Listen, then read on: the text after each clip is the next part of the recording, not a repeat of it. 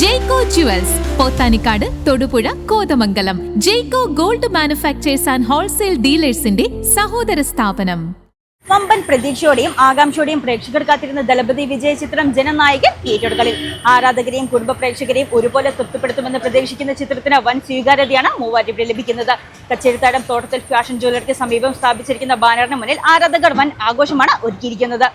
ദളപതി വിജയുടെ സിനിമാ ജീവിതത്തിലെ അവസാന ചിത്രമായ ജനനായകൻ തിയേറ്ററുകളിലെത്തി. രാഷ്ട്രീയ പ്രവേശനത്തിന് ശേഷമെത്തുന്ന വിജയുടെ അവസാന സിനിമയെന്ന നിലയിൽ വലിയ പ്രതീക്ഷയോടെയാണ് മൂവാറ്റുപുഴയിൽ ആരാധകരും കുടുംബ പ്രേക്ഷകരും ചിത്രത്തെ വരവേറ്റത്. ചിത്രത്തിന്റെ റിലീസുമായി ബന്ധപ്പെട്ട് നഗരത്തിലും വലിയ ആഘോഷ പരിപാടികളാണ് വിജയ് ആരാധകർ സംഘടിപ്പിച്ചത്. കച്ചേരിത്താഴം തോട്ടത്തിൽ ഫാഷൻ ജ്വല്ലറിയുടെ സമീപത്ത് സ്ഥാപിച്ചിട്ടുള്ള കൂറ്റൻ ഫ്ലെക്സിന് മുന്നിൽ നാസിക് ഡോളിന്റെ അകമ്പടിയോടെ ആരാധകർ ആവേശകരമായ ആഘോഷങ്ങളാണ് നടത്തിയത്. വിജയോടുള്ള സ്നേഹസൂചകമായി മഞ്ഞൾ അഭിഷേകവും പുഷ്പവൃഷ്ടിയും നടത്തിയാണ് പ്രിയതാരത്തിന്റെ അവസാന ചിത്രം വരവേറ്റത്.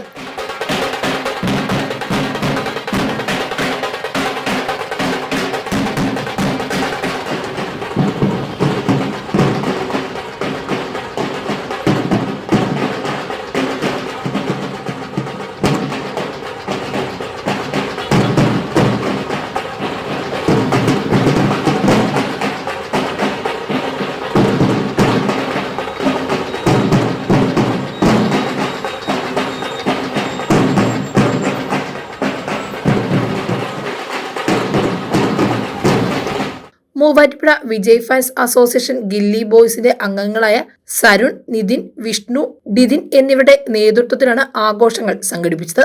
പ്രതീക്ഷകളെ പോലും കടത്തിവെട്ടുന്ന റേഞ്ചിലുള്ള ചിത്രമാണിതെന്നും വിജയുടെ കരിയറിലെ ഏറ്റവും മികച്ച സിനിമകളിൽ ഒന്നാണിതെന്നും ആരാധകർ പറഞ്ഞു. നമ്മളിപ്പോൾ എക്സ്പെക്ട് ചെയ്ത് വന്നതിനേക്കാളും ഹയർ റേഞ്ചിലാണ് പടത്തിന്റെ ഇതിരിക്കുന്നത്. ഞാൻ പറയുകയാണെങ്കിൽ ഞാനൊരു വിജയ് ഫാനാണ് പണ്ട് മുതലേ. എന്നാൽ ആസ് എ വ്യൂവർ എന്നുള്ള നിലയ്ക്ക് വിജയന്റെ കരിയർ ബെസ്റ്റ് ഒരു ബെഞ്ച് മാർക്ക് പടം എന്ന് തന്നെ പറയാം. ഇപ്പൊ വിജയൻ ഇപ്പൊ സിനിമാ മേഖലയിലേക്ക് തിരിച്ചു വരണമെന്ന് ആഗ്രഹമുണ്ടോ? ആഗ്രഹമുണ്ട്. അതാണ് ആഗ്രഹം. പക്ഷേ പ്രതീക്ഷിക്കുന്നുണ്ട്. പ്രതീക്ഷിക്കാനല്ലേ പറ്റുള്ളൂ നമുക്ക്. അതാണ് വിജയൻ ഇപ്പൊ ഒരു രാഷ്ട്രീയ രംഗത്ത് കാണുന്നതാണ്, അതൊരു സിനിമാ നായകൻ എന്ന രീതിയിൽ കാണുന്നത്. അതിപ്പോ പുള്ളിയുടെ ഡിസിഷനാണ് രാഷ്ട്രീയത്തിലേക്ക് ഇറങ്ങാന്ന് പറഞ്ഞത്. അത് പുള്ളിയുടെ മാത്രം, നമുക്ക് അതിലൊന്നും പറയാൻ പറ്റില്ല. നമ്മുടെ ആഗ്രഹം, നമുക്ക് ഏതിനോടാണ് കൂടുതൽ താല്പര്യം?